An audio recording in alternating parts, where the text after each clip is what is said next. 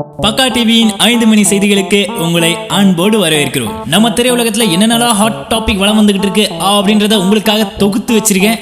இப்படி போய் அப்படி பார்த்துட்டு வந்துடலாம் வாங்க. உச்ச நீதிமன்ற தீர்ப்பு குறித்து நடிகை கௌதமி தனது ட்விட்டரில் சசிகலா ஊழல் வழக்கில் தண்டிக்கப்பட்டுள்ளார். அவர் அம்மாவின் மறைவுக்கும் பதில் சொல்ல வேண்டும். 2 வழக்குகளுக்கும் சரிசமமான தீர்ப்பு சரியாகாது. அம்மாவுக்கான நியாயம் வேண்டும் என்று பதிவிட்டுள்ளார். அது மட்டுமில்லாமல் முதல்வர் பன்னீர்செல்வம் இல்லத்திற்கு நேரில் சென்று நடிகை கௌதமி தனது ஆதரவை தெரிவித்துள்ளார். நாளுக்கு நாள் முதல்வர் பன்னீர்செல்வத்துக்கு ஆதரவு தெரிவித்து வருபவர்களின் எண்ணிக்கை அதிகரித்து வருகிறது. நடிகர் அரவிந்த் சுவாமி தனது ட்விட்டர் பக்கத்தில் தனியார் விடுதியில் பொழுதை கழிக்கும் சட்டமன்ற உறுப்பினர்களுக்கு பாதுகாப்பு அளிக்க காரணமான காவல்துறையினர் விடுதியின் முன்பு பாதுகாப்புக்கு குவிக்கப்பட்டுள்ளனர். இதன் மூலம் மக்களின் வரி பணம் வீணாகிறது என பதிவிட்டுள்ளார். நடிகர் அரவிந்த் சுவாமி அரசியல் களம் குறித்து தொடர்ந்து ட்வீட் செய்து வருவது குறிப்பிடத்தக்கது. போயஸ் கார்டனில் இருந்து நேராக மெரினாவில் ஜெயலலிதாவின் நினைவிடத்திற்கு சென்ற சசிகலா அங்கு அஞ்சலி செலுத்தினார். சசிகலாவுடன் இளவரசியும் வந்தார். அஞ்சலி செலுத்தும் போது கையால் ஜெயலலிதா நினைவிடத்தில் ஓங்கி அடித்து சபதம் செய்தார் சசிகலா. சசிகலாவின் உச்சநீதிமன்ற தீர்ப்பு குறித்து லட்சிய திமுக தலைவர் டி ராஜேந்தர், தற்போது தமிழகத்தில் நிலவும் குழப்பத்திற்கு தீர்வு கிடைத்திருப்பது போல இந்த தீர்ப்பு உள்ளது. மேலும் இப்போதுதான் ஜெயலலிதாவின் ஆன்மாவிற்கு வெற்றி கிடைத்துள்ளது என்றார்.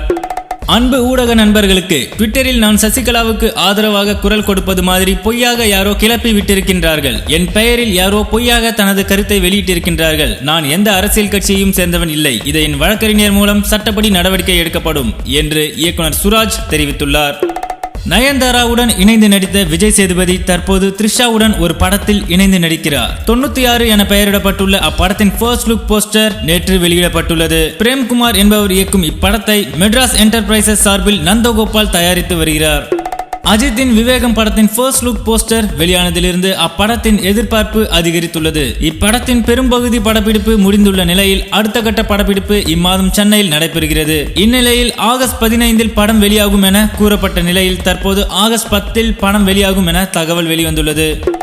முன்னாடி நான் நடிச்ச படங்கள்ல ஜாலியான ரொமான்டிக்கான காமெடியான காட்சிகள்ல எல்லாம் நாக்கை மடக்கி கண்ணம் உப்பி இருக்க மாதிரி அடிக்கடி பண்ணுவேன். இது நல்லாவே இல்லைன்னு சங்கீதா சொன்னதால மாத்திட்டேன். என் மனைவி தான் என்னோட முதல் ரசிகை என்று காதலுக்கு மரியாதை விஜய் கூறியுள்ளார். C3 திரைப்படத்தின் மாபெரும் வெற்றியை தொடர்ந்து இயக்குனர் ஹரிக்கு டொயோட்டோ ஃபார்ச்சுனர் காரை பரிசாக வழங்கி நன்றி தெரிவித்தார் நடிகர் சூர்யா. மணிரத்னம் இயக்கத்தில் கார்த்தி, அதிதி ராவ் ஆகியோர் நடித்து வரும் படம் காற்று வெளியீடு. இப்படத்தில் இடம்பெற்றுள்ள வான் ஒருவான் என்ற பாடல் டீசர் நேற்று முன்தினம் வெளியாகியிருந்த நிலையில் காதலர் தினமான நேற்று அதன் முழு பாடலும் வெளியாகியுள்ளது. இப்படத்திற்கு AR ரஹ்மான் இசையமைத்துள்ளது குறிப்பிடத்தக்கது. இனி இது போல நம்ம திரையுலகத்துல நாளுக்கு நாள் நடக்கிற விஷயங்களையும் கிசுகளையும் சுட சுட கேட்க சப்ஸ்கிரைப் பண்ணுங்க பக்கா டிவி.